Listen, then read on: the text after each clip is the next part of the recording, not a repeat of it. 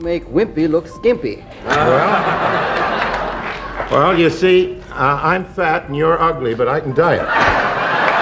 Johnny Carson revealed the 9 Golden Age guests who were actually evil.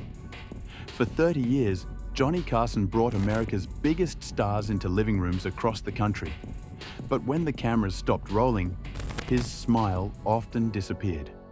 The secret blacklist. His warm smile and easy laugh made viewers feel like they were watching old friends catch up over coffee. But when the cameras stopped rolling and the audience went home, Carson's smile often disappeared. According to those closest to him, America's favorite host kept a mental blacklist of guests he considered truly terrible human beings. Johnny was the ultimate professional on camera, revealed a former Tonight Show producer who worked with Carson for over a decade. But the minute we cut to commercial, he would sometimes turn to Ed and whisper, "That person should never be near a camera or a child." In his final years, Carson became increasingly candid about the celebrities he'd secretly despised throughout his career. The stories he told close friends paint a disturbing picture of beloved icons who were monsters behind their carefully crafted public images. Most shocking were Carson's revelations about one legendary actress who appeared sweet and vulnerable on his couch, but backstage had verbally assaulted a young production assistant so viciously that security had to intervene. And the beloved male star who Carson caught doing something so disturbing in his dressing room that the host nearly called the police. These weren't just difficult personalities or demanding stars. According to Carson, these were genuinely dark people hiding behind fame and talent, predators, abusers, and manipulators who the industry protected for decades. Joan Crawford, the Hollywood queen with ice in her veins. When Joan Crawford appeared on The Tonight Show in 1970, viewers saw the gracious Hollywood legend they'd admired for decades. With her perfect posture, immaculate appearance, and practiced charm, Crawford embodied old Hollywood glamour. But according to multiple Tonight Show staff members, Crawford's off-camera behavior revealed a very different person. She was one of the coldest people I've ever interviewed, Carson reportedly told his biographer years later, like talking to a beautiful statue with nothing inside. Crawford's appearance began causing problems before she even arrived at the studio. Her demands included specific lighting requirements so detailed that the show's technical director still had the 4-page memo in his files decades later.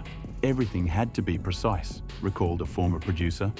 The angle of her chair, the height of Johnny's desk, even the temperature of the studio. Exactly 67 degrees, not 66, not 68. When Crawford finally arrived 3 hours before taping, she brought her own makeup team, despite the show having award-winning makeup artists on staff. But what truly revealed Crawford's character was how differently she treated people based on their importance. She practically curtsied to Johnny, said a stagehand who was present that day. But when a young production assistant accidentally entered her dressing room with water she had requested, Crawford exploded. According to multiple witnesses, Crawford launched into a tirade so vicious that staff members in the hallway froze in shock. She allegedly called the assistant, a 20-year-old woman just starting in the industry, a brainless little bitch, and suggested she find work at a brothel where incompetence might be an asset. The young woman fled in tears, and Crawford demanded she be fired. Carson's producer refused, creating tension that lasted throughout the taping. But the most disturbing aspect of Crawford's appearance wasn't just her treatment of staff, it was the calculating way she transformed the moment cameras turned on. She was like a machine pretending to be a woman, one producer recalled. She had rehearsed every answer, every laugh, every spontaneous moment. Nothing was real.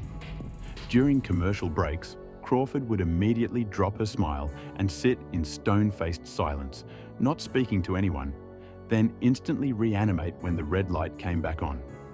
Years later, when Christina Crawford's memoir, Mommy Dearest, revealed Joan's alleged abuse of her adopted children, Carson wasn't surprised. According to close friends, he simply nodded and said, "I saw who she really was in those few hours. I believe every word." Frank Sinatra.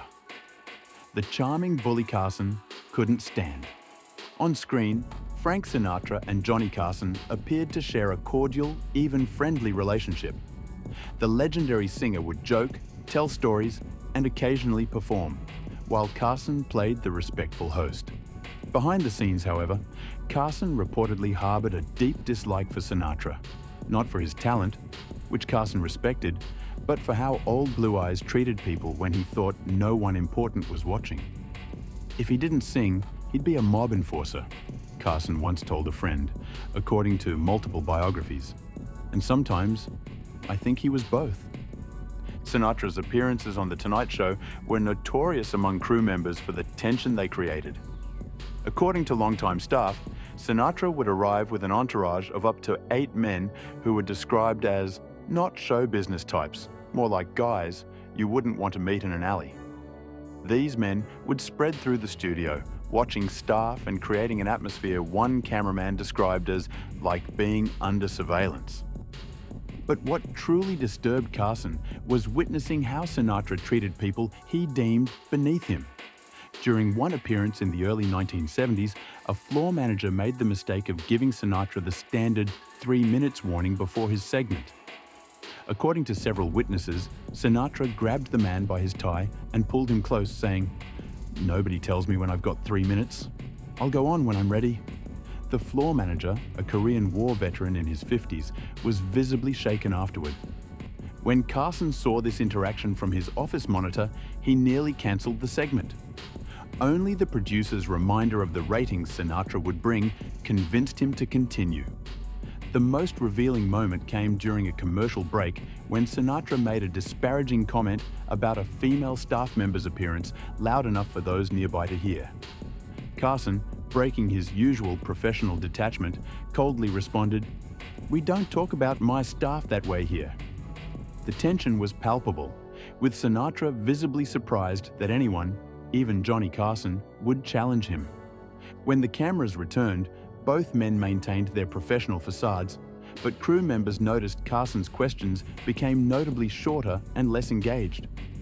After that appearance, Carson reportedly told his producer, "I don't care what his ratings are. Limit him to once a year maximum." For Carson to restrict Sinatra's appearances spoke volumes about his personal distaste for the singer's behavior. Orson Welles, the genius who thought rules were beneath him. Orson Welles appeared on The Tonight Show multiple times during the Carson era, always generating memorable television with his booming voice, larger-than-life presence, and remarkable stories from his storied career. Viewers at home saw a charming, brilliant raconteur.